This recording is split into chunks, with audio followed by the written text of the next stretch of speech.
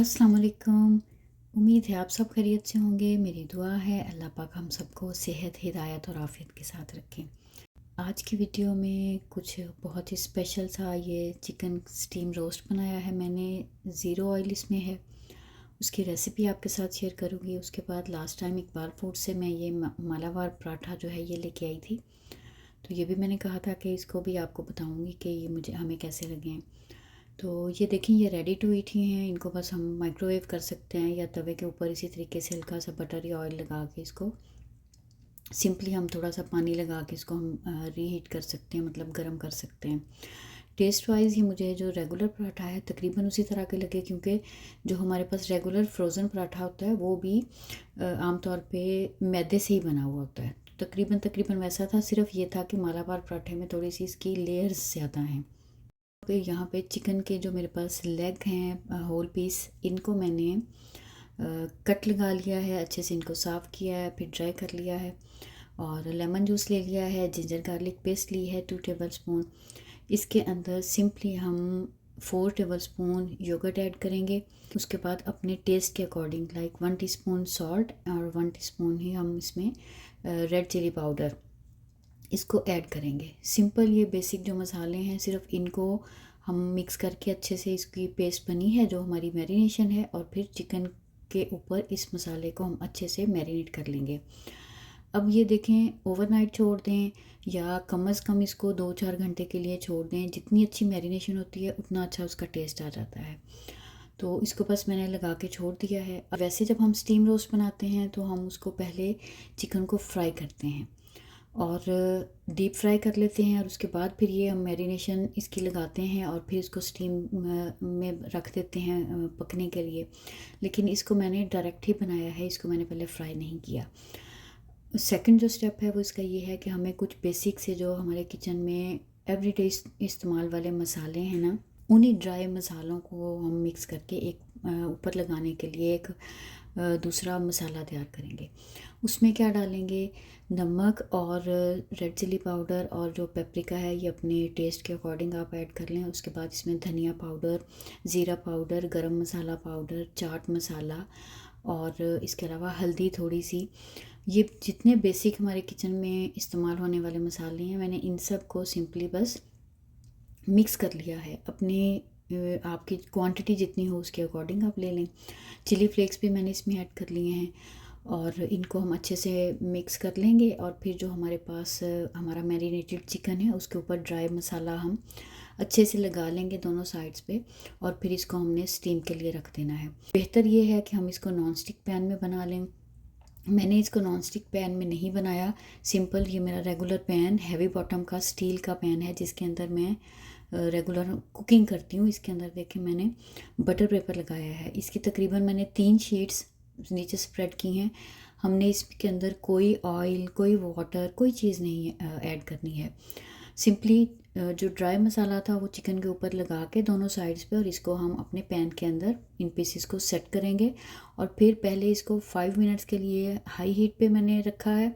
जब इसके अंदर स्टीम अच्छे से बन गई तो फिर मैंने उसको बिल्कुल लो पे छोड़ दिया था, और इसका कुकिंग टाइम जो है ना वो 30 मिनट्स है। और 30 मिनट्स में बहुत अच्छे होंगे। आगे मैं इसका आपको फाइनल रिज़ल्ट भी दिखाऊंगी। और ये बहुत अच्छे से बन गया। इसमें देखें ज़ीरो ऑयल है। वो लोग जो थोड़ा सा हेल्दी खाना प्रेफर करते हैं, वो जो डाइट करना चाहते हैं, उनके लिए ये बहुत ही अच्छी एक ऑप्शन है। बहुत अच्छी रेसिपी है, आप इस तरीके से ट्राई कीजिएगा। तो मेरे तो ये बिल्कुल परफेक्ट बन गया। और मैरिनेशन तो जो भी डिफरेंट आपको अच्छा लगे, हम इसमें कोई भी फ्लेवर्स ऐड कर सकते हैं। ये देखिए मैंने ऊपर भी एक बटर पेपर लगा दिया है, इसको अच्छे से कवर करेंगे। जो चिकन का अपना पानी होगा, जो इसके जूसेस रिलीज़ होंगे, ये उन्हीं से जो बने स्टीम बनेगी, ये उसके अंदर ही 30 मिनट्स में पक के बिल्कुल रेडी हो जाएंगे। चाहे तो आप इसके ऊपर सफ़ेद तिल भी लगा सकते हैं।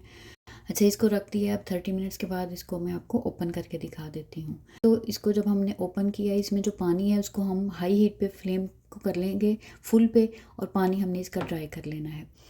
तो मैं जब इसको ड्राई करने के लिए मैंने इसको हाई फ्लेम पे छोड़ा, तो मेरे से ये मिस्टेक हुई कि मैंने इसको बिल्कुल भी टर्न नहीं किया, मुझे इसको चेक कर लेना चाहिए था। तो जितनी देर में ये पानी जब ड्राई हुआ तो मैं आगे आपको दिखाऊंगी कि मेरे 6 पीसीस थे ये टोटल। 4 पीस मेरे बिल्कुल ठीक थे और 2 जो हैं वो साइड से नीचे से थोड़े से बर्न हो गए थे। खैर वो उतना पार्ट मैंने वहाँ से उतार दिया, लेकिन अगर आप इसको नॉन स्टिक पैन में बनाएंगे तो फिर ये इशू बिल्कुल भी नहीं होगा। तो ये बहुत अच्छे से हमारे ये बन गया था, और आप इसको सैलड के साथ और फिर लेमन के साथ और जो रायता आपको उसके साथ चाहिए हो, नान हो, जो भी जो चीज़ हो उसके साथ हम इसको सर्व कर सकते हैं। गैदरिंग मतलब कोई दावत वगैरह हो तो उसमें भी हम बना सकते हैं। और अगर कोई मरीज़ है, कोई बीमार है, या फिर वैसे ही जो हेल्थ कॉन्शियस है उनके लिए बनाना हो तो फिर तो ये बहुत अच्छी ऑप्शन है। ये देखें फाइनली ये बहुत ही अच्छे बन गए, बहुत टेंडर, बहुत सॉफ्ट, और 30 मिनट से ज़्यादा टाइम आपको ज़रूरत नहीं पड़ेगी, इतने में ये बड़े अच्छे से बन जाएंगे। अच्छा, काफ़ी दिन हो गए हैं हमने कोई दूसरी कोई अच्छी सी बात मैंने आपके साथ शेयर नहीं की। आज बात करेंगे थोड़ी सी सूरह कहफ की। हम लोग जानते हैं कि हर फ्राइडे हम सूरह कहफ की तिलावत करते हैं। तो एक तो ये है कि हर जुमे जो इसकी तिलावत करता है वो पूरे आने वाले वीक के दौरान उसके लिए बहुत सारी रहमतें हैं, और पूरे हफ्ते के उसके गुनाह जो हैं उनकी मग़फ़रत के लिए ये काफ़ी हो जाती है। हमने समझना है कि ये क्या है असल में, और जो इसकी अव्वल और आखिर मतलब इसकी फ़र्स्ट एंड लास्ट 10 आयात जो हैं सूरह कहफ की, उसको जो डेली पढ़ने का मामूल रखेगा अल्लाह ताला उसको दज्जाल के फितने से महफूज रखेंगे। देखें, दज्जाल 4 तरह से लोगों को फितने में डालेगा। ईमान की आजमाइश होगी, दौलत की आजमाइश, इल्म की और ताकत की आजमाइश, और यही 4 वाक़यात सूरह कहफ में अल्लाह ताला ने हमें बताए हैं। ईमान की आजमाइश असहाबे कहफ की है, और वो हमें ये सिखाती है कि ईमान को बचा लें, बेशक लोगों से हमें हट के किनारा कश होकर रहना पड़े, अपने ईमान को बचा लें, अपने रब की तरफ मुतवज्जो रहें। दूसरी है दौलत की आजमाइश, जो 2 बागों वाला वाक़या है कि अगर अल्लाह पाक की तरफ से दौलत मिले तो उसको अल्लाह की अता समझें और हर हाल में शुक्रगुजार बन के रहें, उसको अपनी मेहनत या अपनी कामयाबी नहीं समझें। तीसरे नंबर पे होगी इल्म की आजमाइश। हज़रत मूसा अलैहिस्सलाम और हज़रत ख़िज़र अलैहिस्सलाम का जो वाक़या है वो है इल्म की आजमाइश के। जो चीज़ बज़ाहिर नज़र आती है वैसी ही नहीं होगी हर चीज़।